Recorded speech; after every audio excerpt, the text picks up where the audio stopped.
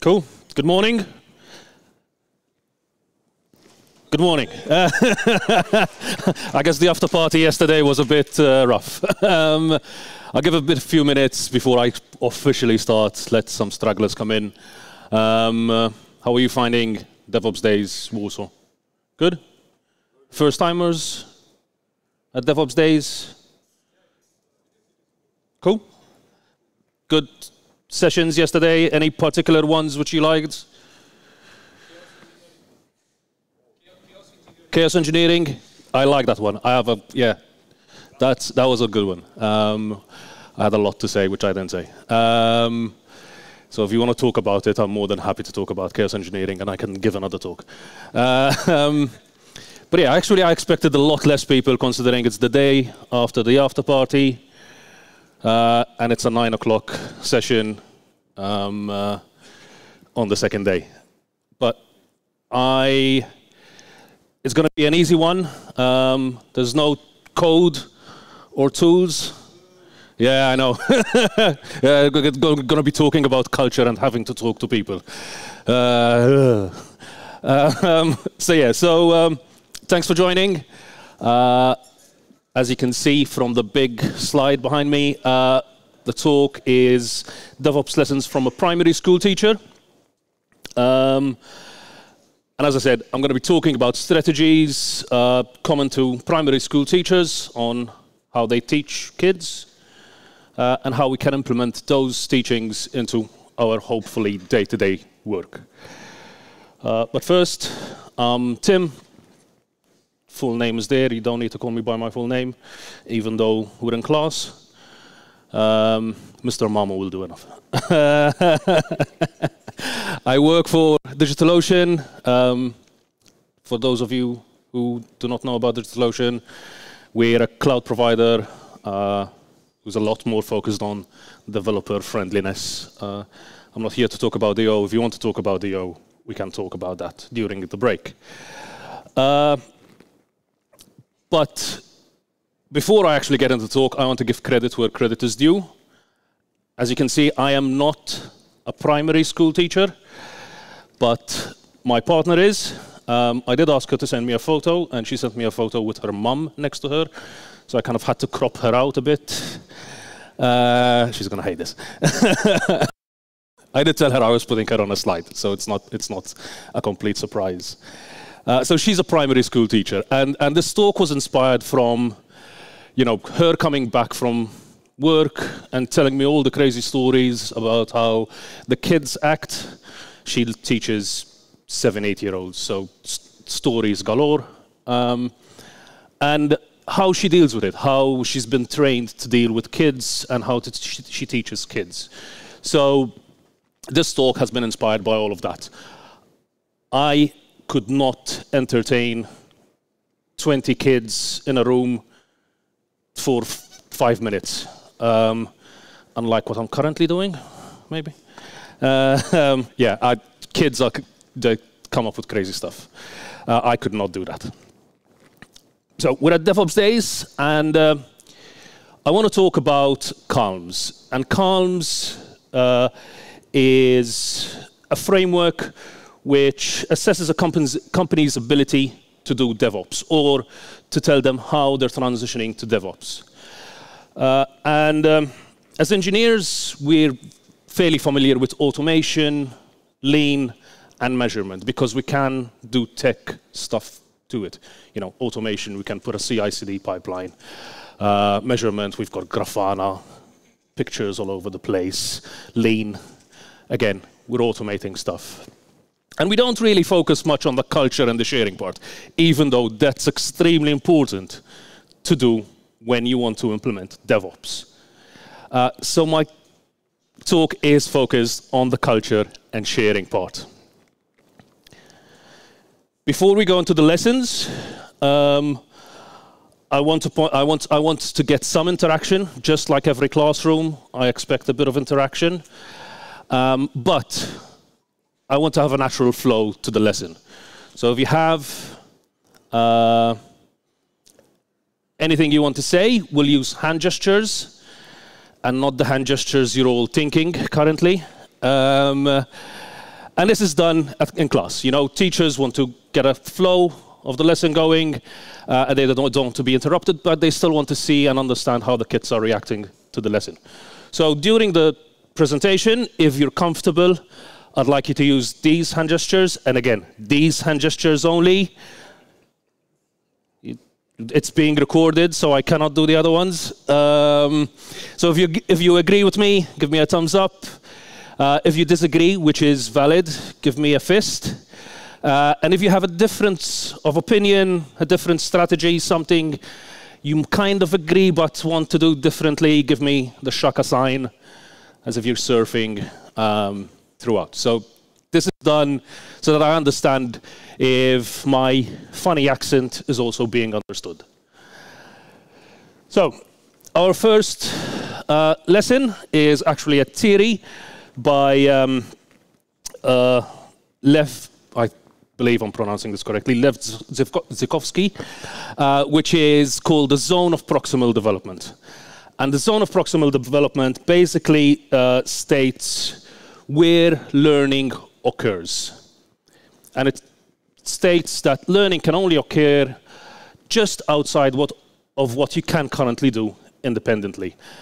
Teachers never set, or should never set, learning objectives outside of the ZPD area, which is basically the green area. If you can do something on your own independently, you're not really learning that much. You already know it, and you cannot learn. If it's too difficult for you, outside of the red, it's in the red band, again, it's too difficult to learn, so you're not really learning. And therefore, teachers need to try and put learning activities and lessons within the green area. A simple example would be 7-year-olds learning how to add. So when you start learning addition, you don't initially start learning addition in the thousands. You first learn how to add in 10, and then you move forward to learn how to add in 20s, 50s, 100, and 1,000s. You don't jump from learning how to add 20 to 1,000. Actually, you first have to learn numbers, and then you can go into addition. So that's how you progress and you learn individually. And I'm talking about this because as engineers and managers and businesses, they need to understand that we cannot have, PHP developers, and PHP is still extremely relevant. About a quarter of the top 10,000 websites in the world still use PHP. Facebook was written in PHP originally. You cannot expect, your PHP engineers or Java developers to fully understand the intricacies of networking and service meshes on Kubernetes. You cannot jump from that to something extremely different. So we need to have an understanding that engineers need progression. And I'm saying this because conferences like this, DevOps Days, and workshops, and also open spaces, if you do take part in open spaces at DevOps Days, one of the best parts of DevOps Days is actually the open spaces. Not talks like mine, and I'm not joking, I love open spaces. Those help you grow and understand little by little. So open spaces allow you to do that because you interact with people, you have that discussion, you understand their problems and understandings. Not sure when I started. Yeah, cool. So, our first proper lesson, the first lesson, and these things I put up here are actually concepts used by my partner and other teachers to teach kids. And the first one is my turn, our turn, your turn. So the concept is we start with the teacher showing the kids how to do something. So in the example of the addition, the teacher shows the children how to add on a whiteboard. That's my turn. We then go on to our turn. And the teacher goes over the process again, but this time with the kids asking questions, helping out the teacher, and the teacher putting assessment criteria on how to achieve the goal. And once that is done, it's your turn. So the children's turn to actually do the assessment on their own.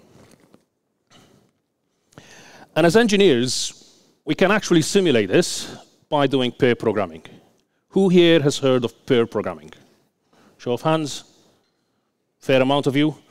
Who here actually does pair programming? Still, I was expecting less.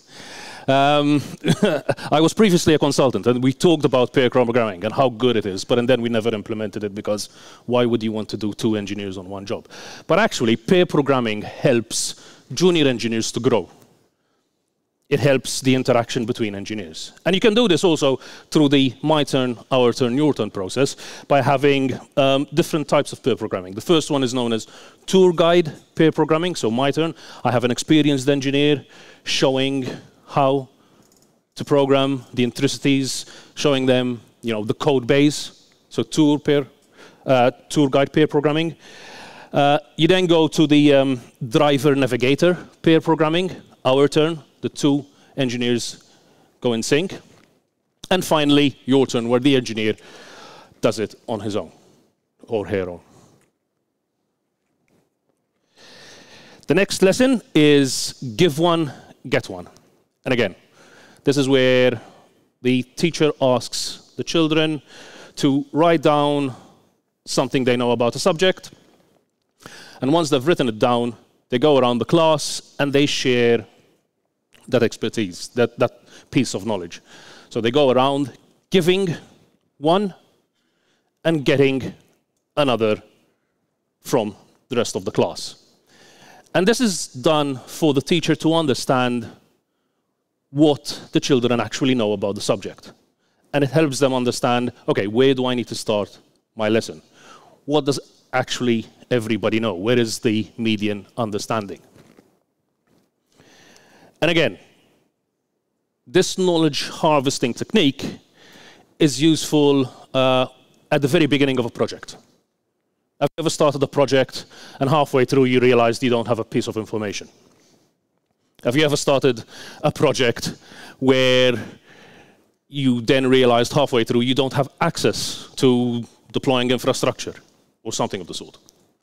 So this is done within a group, and you give one and get one to understand what do we have the right information to achieve the final goal. And if you don't, you can then start and lay the foundations to ensure you achieve the goal smoothly. And it also gives you the opportunity to improve on the processes you currently have. So if you don't have access to deploy infrastructure, you might then want to implement a way. If you have a platform engineering team, you might want to get them on board and have them create a system where you can deploy infrastructure automatically through an API, through Terraform scripts, or so on and so forth. The next one is talking chips. And when I heard about this, I was definitely, okay, I'm definitely doing a talk about this. This is where children are given chips similar to poker chips, but not poker chips. They're still 6, 7-year-olds. And it helps kids, especially when within a group you have some which are a little bit louder and some which are a little bit quieter. So basically the premise is, within groups, each kid gets a certain number of talking chips. And again, not poker chips. This is the only photo I could find. Or you could use poker chips, and don't tell them. But they do have actually specific ones with red and yellow on both sides, so that if you haven't used your talking chip, it's on the yellow side. Once you use it, they turn it around in red. There's a whole industry in primary school teaching, which is fascinating. So anyways, kids get between 2 to 8 chips according to what they're discussing, how long they can discuss, so on and so forth. And they have to use either all of the chips or set at least a minimum amount of chips. And you could also set a time limit on how much each chip can be used. If you've got somebody like me who's Mediterranean and doesn't shut up, you definitely want to put a time limit on each chip. And again, this ensures that everybody's getting involved. You're forcing the ones like me who cannot stop and need to get to the point. They are more succinct in putting their point across, and also gets the ones who are a little bit too shy to get involved and understand. And this helps everybody get involved. So who here does Scrum planning sessions? Cool. Is it me? No. Scrum planning sessions. Who here has been in a Scrum planning session where only 2 engineers talk? The lead and maybe another random engineer. Well, there you go. Talking chips, and I think we should start implementing this everywhere, makes sure that everybody gets involved. And I know it's hard talking to people at times, but the more people get involved in the planning session, and again, I'm not advocating for Scrum, that's a different talk. The more people get involved, the easier it is to achieve the goal of the project. Actually use physical talking chips if you can meet in person. If you're still meeting online, you can create a spreadsheet. Spreadsheets are good for their use cases. So make sure you get involved. People get involved. Allow people to talk more, and the people who talk too much talk less.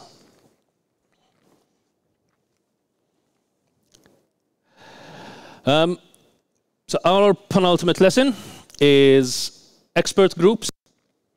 And this is done when you have a topic within the classroom where the teacher wants to understand what's happening, how much do they know about stuff, and also get kids involved. So as an example, which was given to me by my partner, and this is all actual facts, imagine they're using it, the class is learning about, and I'm going to mispronounce this again, Mesozoic area. The Mesozoic area is the era, not area. Era is what's known as the age of the reptiles, 250 to 65 million years ago. And from this, you get different groups. You split the class into different groups, and you say, let's say you have 4 groups, and you have one group which is going to research and become an expert in dinosaurs. You have another group who's going to research and become an expert in paleontology. You've got another group who's going to research and become an expert at rock formation. And then you've got another group who's going to be an expert in how to remove fossils properly. These groups do the research, plan the stuff out, and they then mix. So one person from each group creates a new group. So basically, you then have Group A, which has somebody from Group 1, somebody from Group 2, somebody from Group 3, and somebody from Group 4. Group B, Group C is the same area. And this is done because it allows groups to get knowledge, become experts in stuff they don't know, and also share that knowledge.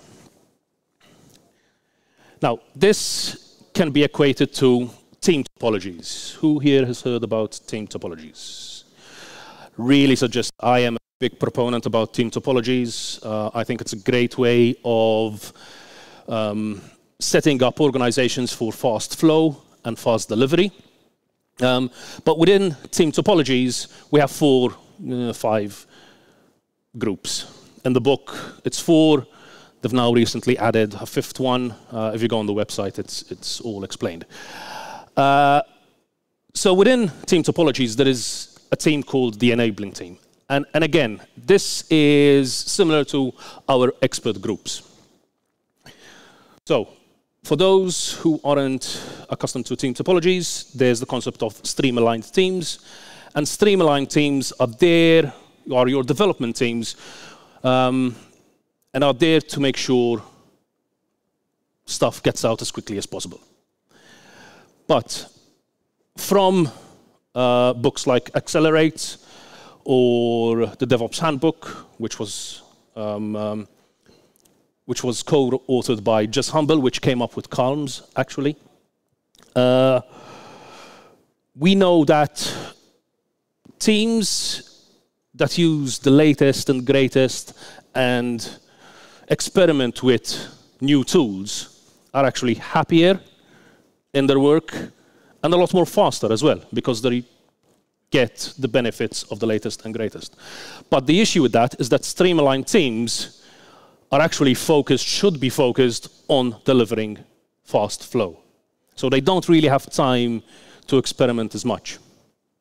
And this is where your enabling teams come into hand. The enabling teams are there to experiment, test out, research. And once they have an idea, they help streamline teams to implement that tool or technology or process. Enabling teams are extremely collaborative and are not, the gateholders of knowledge. They actually want the streamlined teams to take that knowledge and then use it themselves and then never talk to the enabling teams as much as possible. So they're actually very collaborative and wanting for the streamlined teams to move as fast as possible.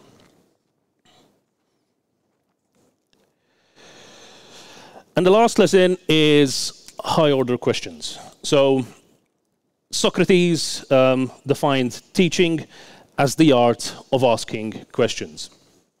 And a teacher, or at least a primary school teacher, or at least a good primary school teacher, will actually ask approximately 120 questions an hour. Now, a lot of these are procedural questions usually, about 50%, 60% are procedural questions. Have you done this? Are you ready? Do you have what you need? The short, quick questions, which are usually what, who, when, where kind of questions, which are needed. But higher order questions allow for a better understanding. And they require proper thinking. The how, why, which kind of questions.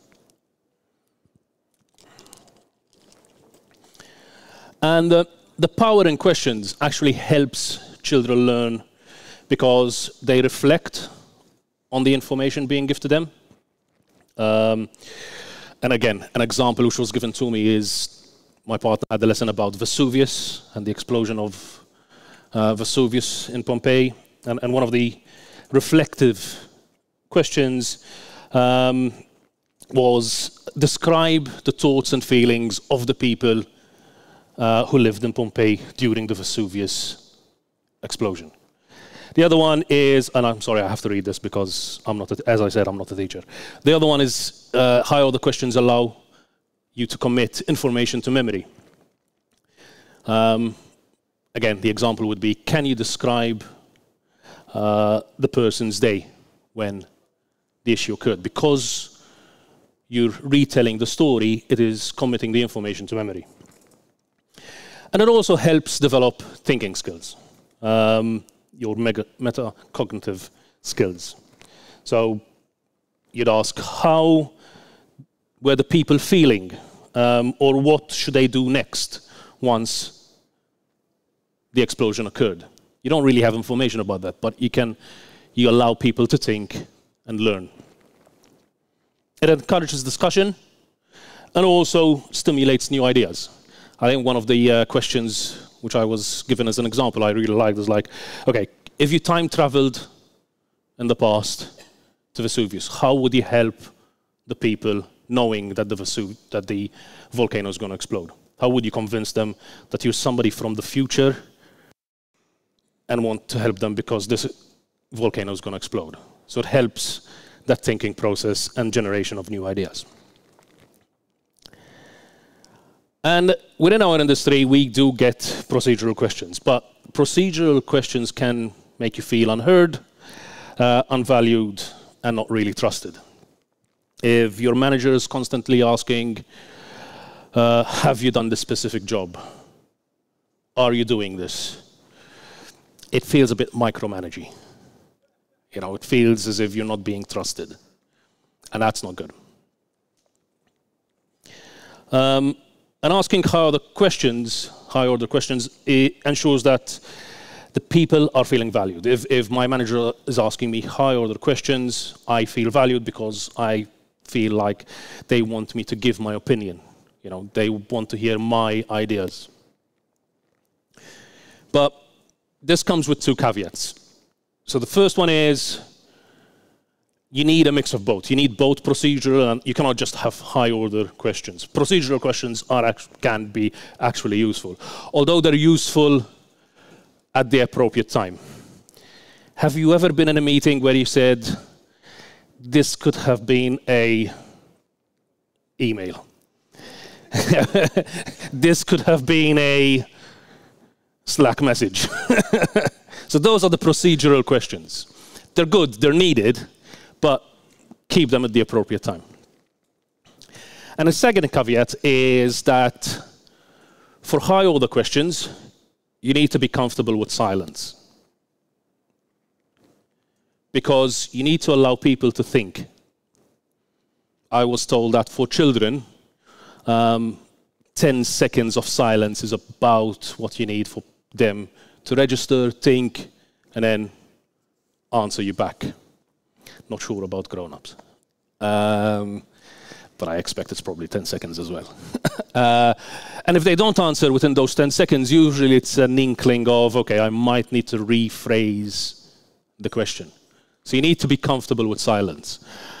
When I first started working a while back, I actually started working as an automotive engineer. And I worked for a Japanese company. And it's very interesting working for Japanese companies. They've got a very different culture. But it actually taught me how to do proper engineering, is what I think. And I had a Japanese mentor. And every time I asked him a question, there were two things which would really be difficult for me. Again, especially being Mediterranean, where one, I use my hands everywhere to talk. And two, I wasn't used to silence. The first one was whenever I asked the question, he'd reply back with, what do you think? Okay, I have to think now. And the other one is that there would be dead silence. And it's not because he wouldn't want to ask me a question. It's because he'd actually be absorbing what I am asking, absorbing what he thinks I am asking for, and internally processing an answer. And I had to get very comfortable with silence. Because if I actually broke that silence, I'd break his train of thought. And there wouldn't be a two-way discussion. So you need to be extremely comfortable with silence. So those were the lessons for today. Thanks for joining the class. But before I dismiss the class, I actually want to show you it's not always learning at school, especially when you have kids. I do randomly get these interesting photos where who has a okay, it's not rude. Who knows what this is?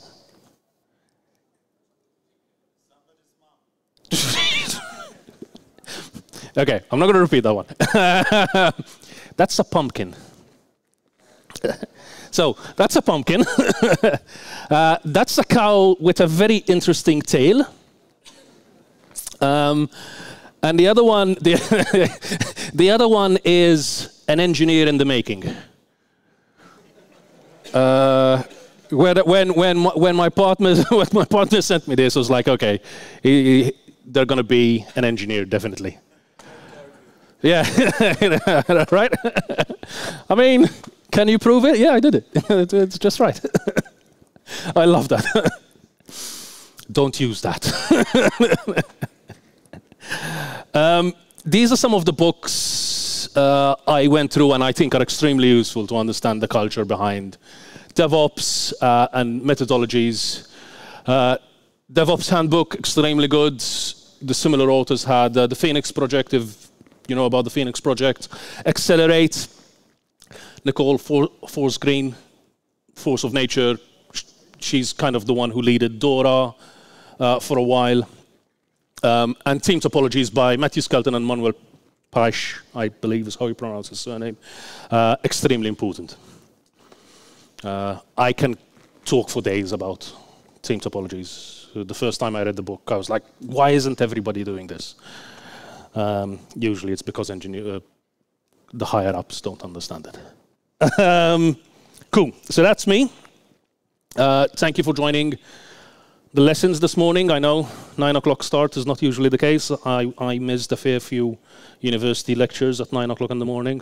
But then again, I was younger and partied a lot harder, which I definitely cannot do nowadays. Again, feel free to give me a hand gesture, not the rude ones. And I'm happy to discuss anything I said about today. Feel free to add the buzzword. I try to hit all buzzwords. The last time I put this buzzword up, somebody went, oh, you forgot ML. Come on, really? Thank you. If you have any questions, I'm happy to answer any.